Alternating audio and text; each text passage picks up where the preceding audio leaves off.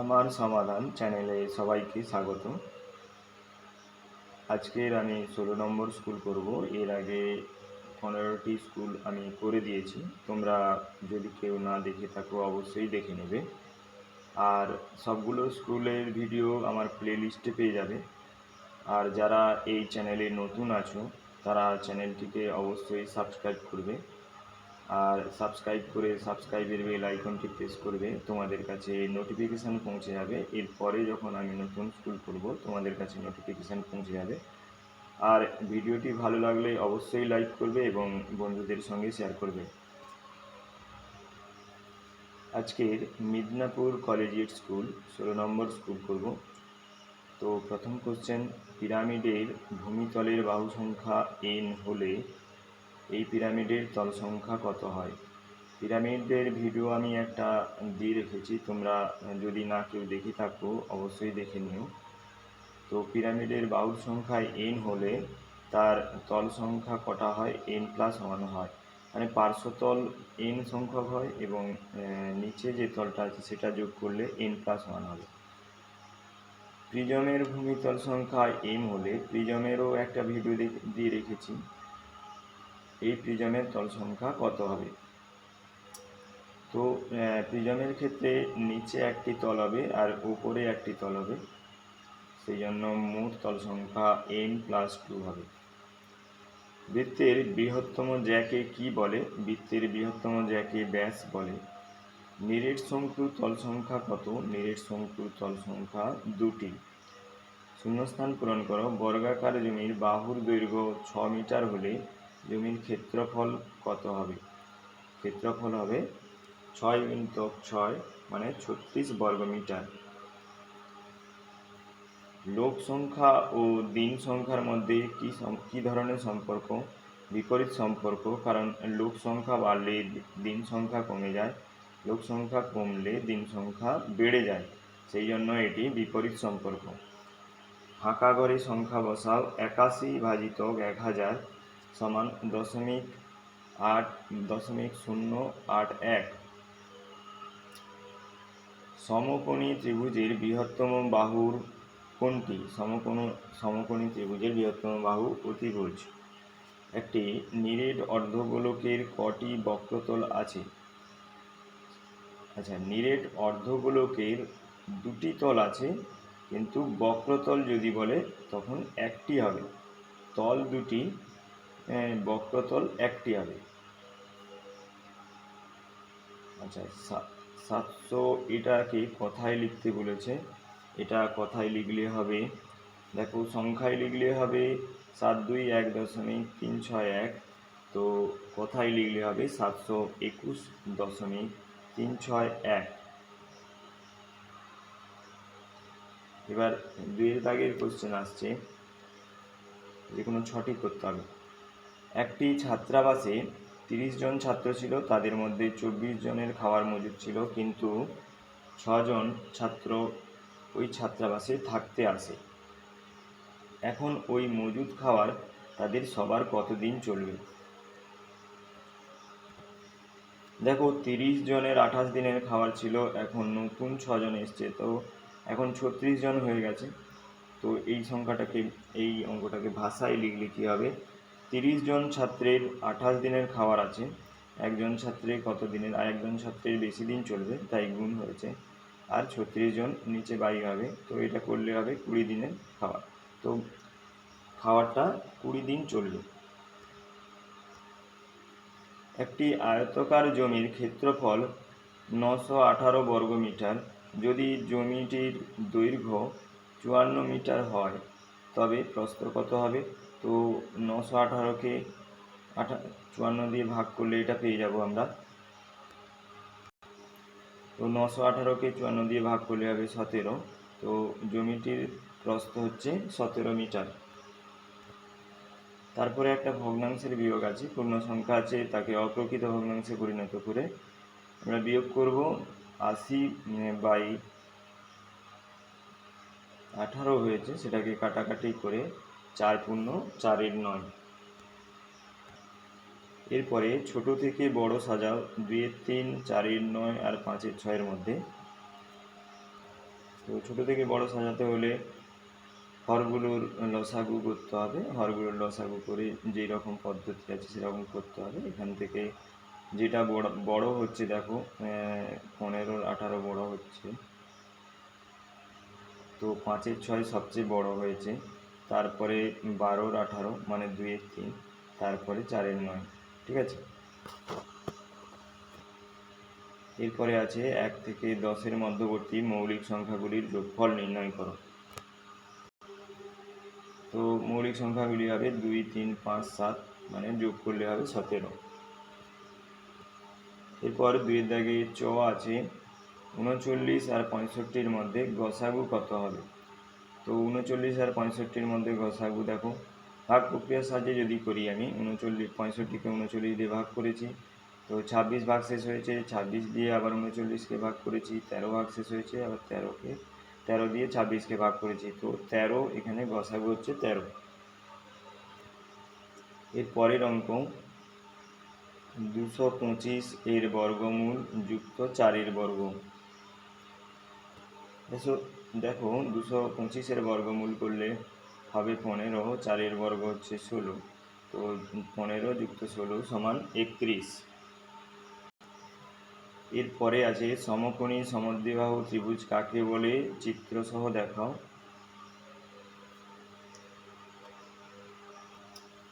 সমকোণী সমদ্বিবাহু ত্রিভুজ, যে সমকোণী ত্রিভুজের সমকোণ সংলগ্ন বাহু দুটি সমান তাদের সমকোণী সমদ্বিবাহু ত্রিভুজ বলে।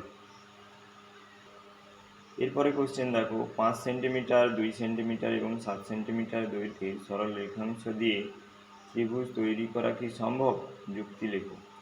তো ত্রিভুজ তৈরি করা সম্ভব নয়, কারণ 5 যুক্ত 2 সমান 7 হচ্ছে, আবার এটা 7 আর একটা হচ্ছে 7 সেন্টিমিটার আছে, তো 5 যুক্ত মানে এখানে দুটো বাহুর যোগফল এই 7-এর থেকে বেশি হলে তবে এটা সম্ভব হতো, কিন্তু দুটো বাহুর যোগফল 7-এর সমান হয়ে যাচ্ছে, সেই জন্য এটা ত্রিভুজ তৈরি করা সম্ভব নয়। এরপরে আছে একটি সমকোণী ত্রিভুজের একটি কোণের পরিমাণ 30 ডিগ্রি হলে অপর কোণ দুটির মান কত হবে। তো অপর কোণ দুটির মধ্যে সমকোণী ত্রিভুজ মানে একটা তো 90 ডিগ্রি হবেই, আর তাহলে একটা যদি 90 ডিগ্রি হয় তাহলে তিনটি কোণের সমষ্টি 180 ডিগ্রি, তো 180 ডিগ্রি মাইনাস 90 প্লাস 30 মানে 180 ডিগ্রি মাইনাস 120 মানে 60 ডিগ্রি। তোমার জ্যামিতি বক্সের তল সংখ্যা কত, 6, শীর্ষবিন্দু 8। তো জ্যামিতি বক্স একটা আয়তঘনের একটা আমি ভিডিও দিয়ে রেখেছি, তোমরা অবশ্যই দেখে নিও সেটা। আর ধার সংখ্যা হচ্ছে 12। তো এটা করলে কি হবে, 8, 6, 14 আর মাইনাস 12 হবে, তো উত্তর হবে 2।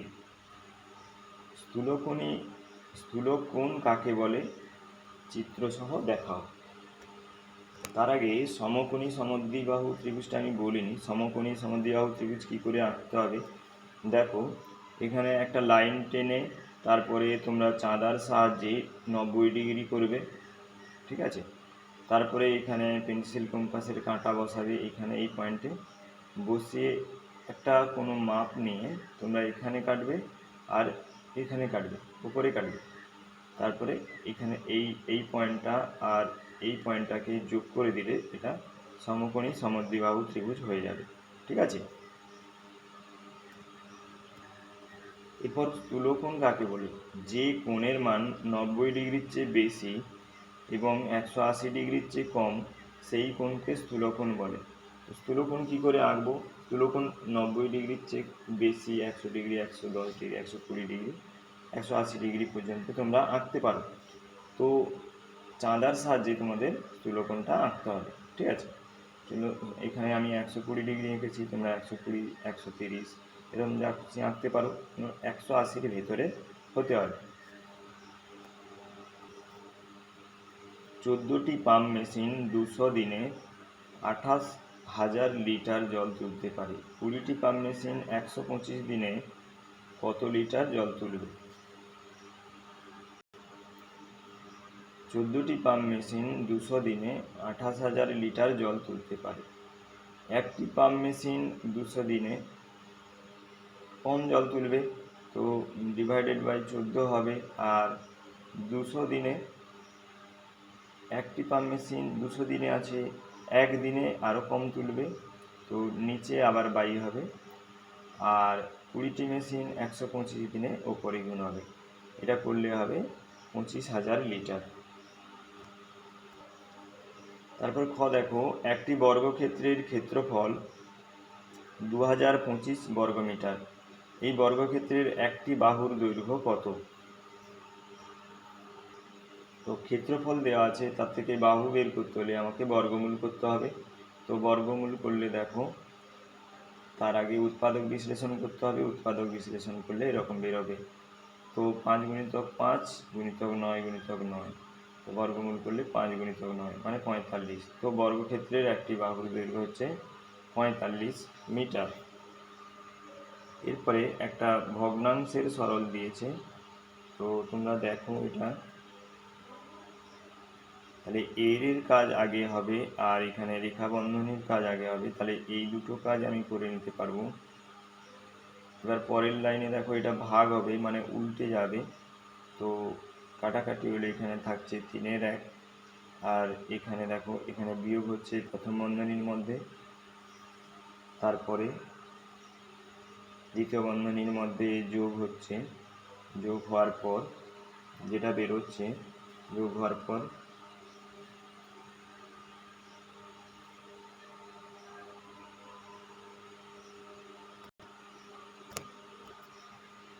আচ্ছা, এখানে বিয়োগ নয়, এখানে যোগ হবে, কারণ এখানে যোগ চিহ্ন আছে।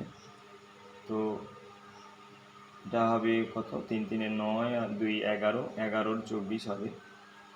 এখানে কত হবে, 24 × 3 মানে 72 মাইনাস 11 মানে 61/24 হবে, 2 পূর্ণ 13 24 হবে। ঠিক আছে।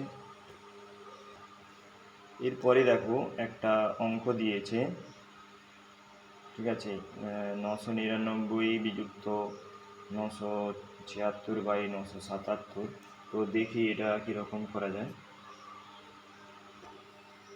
তো এটা করতে হলে দেখো, এটা যদি তুমি এইটাকে লসাগু ধরে তুমি করো, এটার সঙ্গে এটা গুণ করতে হলে অনেক বড় অঙ্ক হয়ে যাবে। সেই জন্য এটাকে কি করেছি দেখো, 999কে 998 যুক্ত 1 করেছি। 998 যেরকম আছে সেরকম আছে, আর 1-এর সঙ্গে এটা বিয়োগ করেছি। তো 1-এর সঙ্গে এটা বিয়োগ করলে দেখো 977 যুক্ত 976 হবে, মানে 1-এর 977 হবে। তো এটাকে পূর্ণ করলে হবে 998 পূর্ণ 1-এর 977। ঠিক আছে। এরপরে আছে 3 সেমি ব্যাসার্ধের একটি বৃত্ত অঙ্কন করো এবং ওই বৃত্তের বৃত্তচাপ ও বৃহত্তম জ্যা চিহ্নিত করো। তো স্কেলের সাহায্যে তোমরা একটা 3 সেমি লাইন টেনে নেবে। তো এখানে সেন্টার করে ওই 3 সেমি কম্পাসের সাহায্যে এটা মেপে এখানে কম্পাসের কাঁটা বসিয়ে এটা ঘোরাবে, তো বৃত্ত তৈরি হবে। বৃহত্তম জ্যা মানে বৃত্তের ব্যাসকে বোঝাচ্ছে, তো কেন্দ্র দিয়ে একদিক থেকে একদিকে টানলে এটা বৃহত্তম জ্যা অর্থাৎ ব্যাস তৈরি হবে।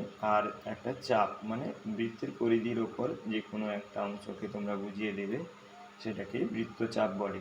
ঠিক আছে। এরপরে দেখো, একটি সমকোণ, একটি সূক্ষ্মকোণ, একটি স্থূলকোণ ও একটি সরল কোণের ছবি আঁকো, নাম দিয়ে লিখবে।